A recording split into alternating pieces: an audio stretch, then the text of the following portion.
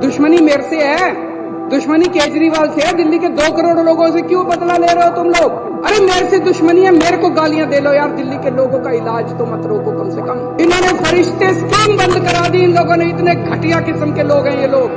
किस तरह से भारतीय जनता पार्टी के लोगों ने कितने घटिया स्तर के ऊपर इन लोगों ने काम किया। ये राजनीतिक सत्ता के लिए तुम किसी भी हद तक चले जाओगे, कुछ भी करोगे सत्ता के लिए।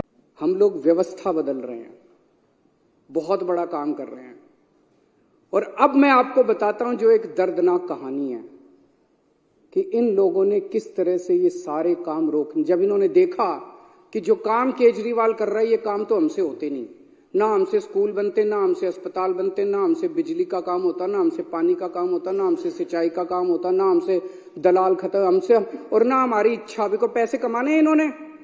तो जब इन्होंने देखा ये काम नहीं तो इन्होंने काम रोकने का काम किया। बड़े दर्द के साथ आज मेरे को कहना पड़ रहा है कि पिछले साल इन्होंने किस तरह से दिल्ली के अस्पतालों के अंदर दवाइयों को रोकने का काम किया। अस्पतालों के अंदर गरीब आदमी अपना इलाज कराने के लिए आता है। अस्पतालों के अंदर बेबस आदमी जिसके पास पैसा नहीं होता, जो अमीरों के अस्पताल में 5 स्टार अस्पताल में इलाज नहीं करा सकता, वो कराने के लिए आता है। हमने अस्पताल बदले थे, अस्पताल शानदार बना दिए, सारी दवाइयों का सबका इंतजाम किया। इन्होंने अफसरों के ऊपर उनकी हाथ मरोड़ के उन दवाइयां बंद करा दी। इन्होंने टेस्ट बंद करा दिए। मोहल्ला क्लिनिक में 3 महीने तक पिछले साल मोहल्ला क्लिनिक में टेस्ट नहीं हो पाए। इन्होंने पेमेंट रोक दी लेबोरेटरीज की। इतने गंदे और इतने घटिया लोग हैं ये लोग। कोई रोकता है क्या? कहते राम भक्त है।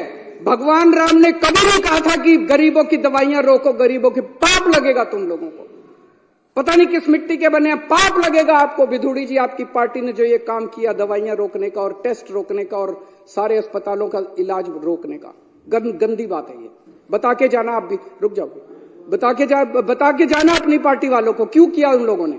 दुश्मनी मेरे से है, दुश्मनी केजरीवाल से है। दिल्ली के 2 करोड़ लोगों से क्यों बदला ले रहे हो तुम लोग? एक वो MTS थे, data entry operator, OPD counter पे जब आप सरकार, बैठ जाओ, मैं सारे जवाब दूं, बैठ जाओ, 2 मिनट बैठ जाओ, मैंने डिस्टर्ब नहीं किया था। दिल्ली के अंदर जब आप अस्पताल में जाते हो, दवाई की खिड़की पे जाते हो, खिड़की ऊपर एक आदमी बैठा मिलता है रजिस्ट्रेशन करने के लिए, ओपीडी के लिए, ओपीडी का कार्ड काटने के लिए। वो कॉन्ट्रैक्चुअल था, वो डेटा एंट्री ऑपरेटर था। एक दिन एक ऑर्डर पास करके इन्होंने दिल्ली के सारे सरकारी अस्पतालों के डेटा एंट्री ऑपरेटर हटा दिए। अब अस्पताल के अंदर रजिस्ट्रेशन करने वाला कोई नहीं बचा। अरे करना क्या चाहते हो? दिल्ली के लोगों को मारना चाहते हो क्या? एक दिन फरिश्ते स्कीम कि अगर दिल्ली की बाउंड्री के अंदर किसी का भी एक्सीडेंट होगा उसका फ्री में इलाज किया जाएगा, चाहे प्राइवेट में हो चाहे सरकारी अस्पताल में हो। 23,000 लोगों का हम फ्री में इलाज करा के उनकी जिंदगी बचा चुके हैं। इन्होंने फरिश्ते स्कीम बंद करा दी। इन लोगों ने, इतने घटिया किस्म के लोग हैं ये लोग।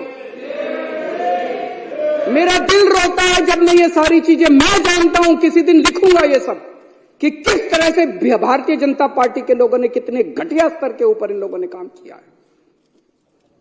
ये राजनीति होती है। ये राजनीति सत्ता के लिए तुम किसी भी हद तक चले जाओगे, कुछ भी करोगे सत्ता के लिए।